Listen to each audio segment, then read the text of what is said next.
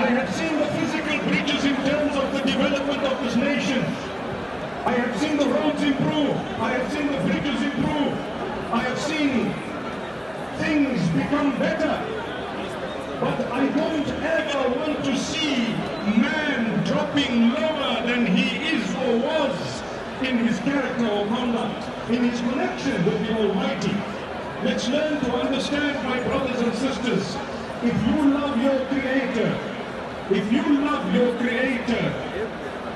will want to impress that Creator.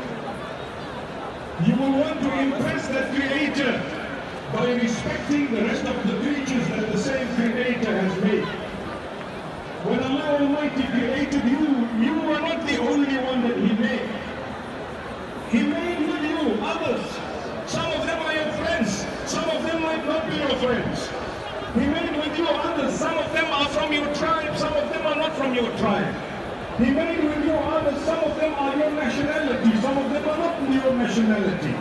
He made with you others. Some of them are from your continent. Some are not from your continent.